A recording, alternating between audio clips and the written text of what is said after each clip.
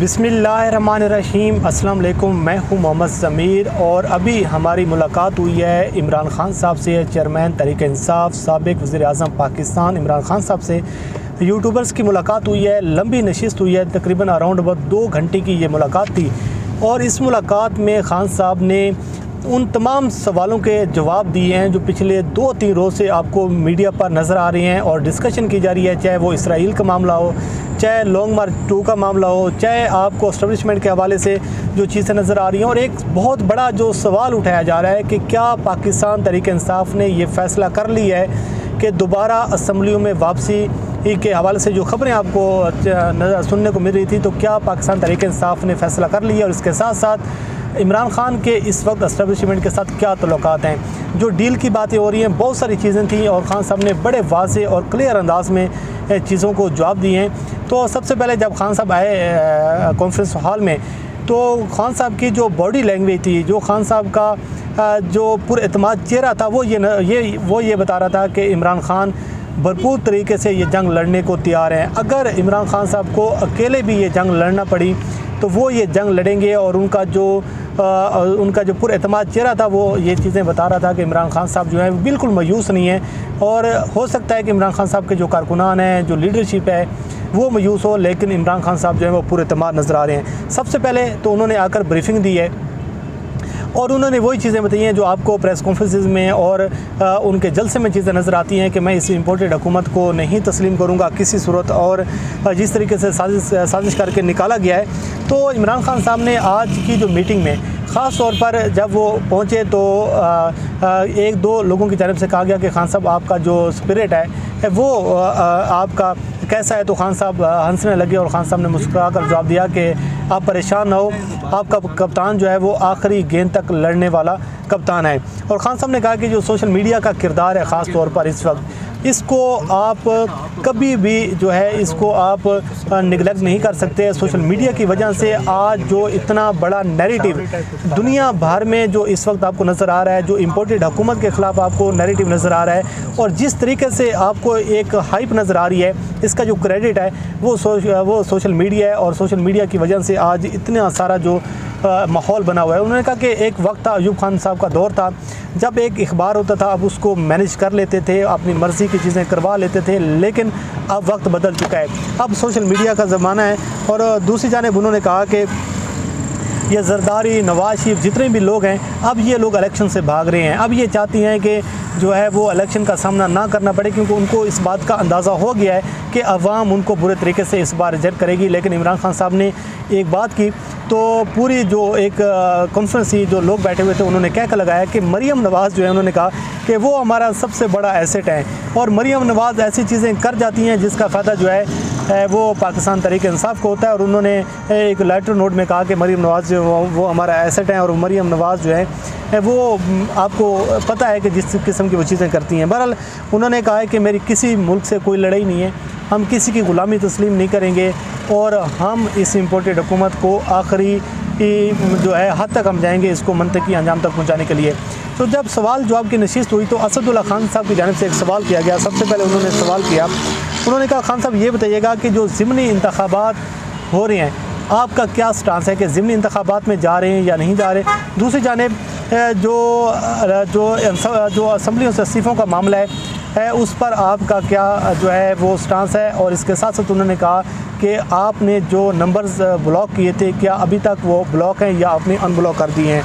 तो इस पर कहा खान साहब ने कि जो आखिरी सवाल है, मैं उसका तो जवाब आपको नहीं दूंगा, लेकिन जो आपका सवाल है ज़िमनी इंतखाबात के हवाले से, तो उन्होंने कहा कि इस पर हम जो है भरपूर तरीके से हम कोशिश करें कि ज़िमनी इंतखाबात में हम जाएँ। उसकी वजह यह है कि ज़िमनी इंतखाबात का जो मैदान है वो खाली नहीं छोड़ा जा सकता किसी सूरत भी, क्योंकि पंजाब में जो तहरीक इंसाफ के पास 5 सीटें पहले हैं और अगर ज़िमनी इंतखाबात में हम नहीं जाते तो इसका फ़ायदा मुस्लिम लीग नून का होगा। तो उन्होंने कहा कि ये हम किसी सूरत नहीं होने देंगे कि ज़िमनी इंतखाबात। दूसरी जानब उन्होंने कहा कि जो अब कहा जा रहा है कि स्पीकर कौमी असम्बली हैं वो बुला रहे हैं कि इस्तीफ़ों की जो है वो तस्दीक की जाए, तो उन्होंने कहा हमने जो इस्तीफ़े स्पीकर के सामने देने थे वो हमने दे दिए हैं। इसकी कोई अहमियत नहीं है, इसकी कोई ज़रूरत नहीं है कि मौजूदा स्पीकर के सामने पेश होकर उनको इस बात की तस्दीक करवाई जाए कि हमने इस्तीफ़े दिए। उसने कहा हमने जो देने थे वो इस्तीफ़े हमने दे दिए हैं। उसके बाद उमर जाट ने एक सवाल किया, उन्होंने कहा कि जो राजा रियाज है ये पाकिस्तान तहरीक इंसाफ का टैग इस्तेमाल करके इस वक्त अपोजिशन लीडर बना हुआ है, तो क्या आपने इस पर कोई नोटिस लिया, आपने इस पर कोई कार्रवाई की?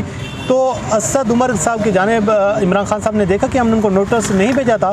तो असद उमर ने फिर बताया कि क्योंकि जो इलेक्शन कमीशन है उनको मुनरिफ जो अरकान थे कौमी असम्बली के उनको नायल नहीं किया था, क्योंकि उन्होंने फ्लोर क्रॉसिंग नहीं की थी, तो लिहाजा ये चीज़ें। फिर इमरान खान साहब ने कहा कि ये आप देख लें कि ये इदारे हैं, ये इस मुल्क का कानून है कि जो मुनरिफ अरकान है जिसको पार्टी एक पाकिस्तान की सबसे बड़ी सियासी जमात है, लेकिन जो लोटे हैं वो जनाब यहाँ पे अपोजिशन लीडर बने हुए हैं। इसके साथ इमरान है लड़का, वो डॉन न्यूज़ में रिपोर्टर है, वो उन्होंने एक सवाल किया मीशत के हवाले से और कहा कि लॉन्ग मार्च जो है इस मरतबा तो आपने KPK से लॉन्ग मार्च उसकी शुरुआत की थी, लेकिन क्या आप इस मरतबा वेन्यू तब्दील करेंगे? ये कोशिश होगी आपकी कि आप पंजाब से इसको लीड करें?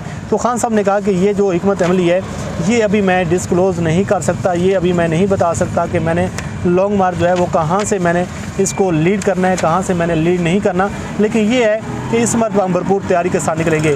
अब्दुल कादिर साहब ने एक सवाल किया, उन्होंने कहा कि जब आप मुल्क के वज़ीर आज़म थे उस वक्त भी इसराइल के हवाले से बातें हो रही थी कि इसराइल को तस्लीम करने के हवाले से प्रेशर दिया जा रहा है, तो आप पर क्या प्रेशर था या नहीं था? और दूसरी उन्होंने कहा कि जो आसिफ अली जरदारी और मलिक रियाज के हवाले से जो एक ऑडियो जो एक मुबैना तौर पर जो सामने आ रही है उस पर आप क्या कहेंगे? तो खान साहब ने कहा मैं सबसे पहले तो ये आपको क्लियर कर दूं कि जिन लोगों के ख़िलाफ़ मैं 26 साल मैंने जंग लड़ी है, जिन लोगों के ख़िलाफ़ मैंने 26 साल ये तहरीक चलाई है, तो कैसे ये हो सकता है कि मैं उन लोगों को अप्रोच करूं, उन लोगों से मैं बातचीत करूं और उन लोगों से कहूं कि मामलात को आप ठीक करवाएं? तो ये एक अजीब सी बात। उन्होंने कहा मैं इस पर कोई और क्या बात करूं कि मैं मेरा जो पूरा जो एक रिकॉर्ड है वो पूरी कौम के सामने है।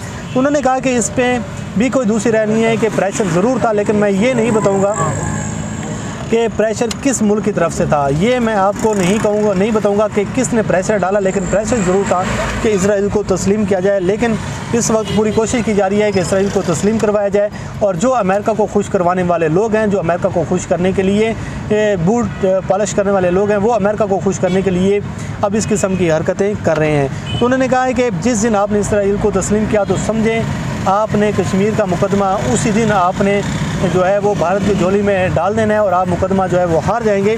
तो इसके बाद अब्बास शब्बीर ने कहा कि आपकी पहले तैयारी नहीं थी, आपने ख़ुद एडमिट किया कि आपकी तैयारी नहीं है, तो फिर उन्होंने कहा कि मैं भरपूर तैयारी के साथ निकलूँगा, हम तैयारी कर रहे हैं और इसमें कोई दूसरी राय नहीं होनी चाहिए कि पूरी कौम को ये पता है कि जो राना सनाउल्लाह ने किया, जिस तरीके से जो है इस रियासत ने किया। सनात मलिक साहब ने एक सवाल किया कि आपने सुप्रीम कोर्ट से उम्मीदें लगा रखी हैं, अगर आपकी ख्वाहिश के मुताबिक फ़ैसला नहीं आ जाता और आप ये समझती हैं कि सुप्रीम कोर्ट जो है, क्योंकि पहले जजमेंट एक मौजूद है कि हुकूमत को गिराने के लिए सुप्रीम कोर्ट ने कहा है कि फैज़लाबाद का जो धरना है कि लॉन्ग मार्च जो है वो उनको जो है इस्लामाबाद आने के हवाले से एक जजमेंट है कि वो उनको इस्लामाबाद नहीं आने दिया जाएगा, उनको रुकावटें खड़ी करने के हवाले से एक सुप्रीम कोर्ट की जजमेंट है।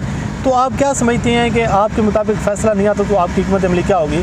तो इमरान खान साहब ने कहा पहली बात तो आप बिल्कुल क्लियर हो जाएं कि मैं इस हुकूमत को जो है इसको गिराने की बात नहीं कर रहा, मैं तो नए इलेक्शन की बात कर रहा हूँ। दूसरी बात उन्होंने कहा कि मेरी हुकूमत में तो मौलाना फजल रहमान ने वाज़ेह तौर पर कहा था कि मैं ये हुकूमत गिराने के लिए जा रहा हूँ, तो उस वक्त तो ये बात नहीं हो रही थी। तो इमरान खान साहब ने कहा कि बात ये है कि हम सुप्रीम कोर्ट से इसलिए रजू किया है कि मैंने फैमिलीज़ को दावत दी है, मैंने बच्चों को दावत दी है, मैंने यहाँ पे ख़वातीन आई हुई थी, बच्चे आए हुए थे, बुज़ुर्ग आए हुए थे। तो मैं सिर्फ एक चीज़ क्लियर करवाना चाहता हूँ कि हम पूरा अमन एहतजाज करने जा रहे हैं। क्या पाकिस्तान की सबसे बड़ी जो सियासी जमात है उसको पूरा अमन एहतजाज की इजाज़त है या नहीं है? उसके बाद जो बाकी चीज़ें हैं वो हम करेंगे, लेकिन हम इंतशार नहीं चाहते।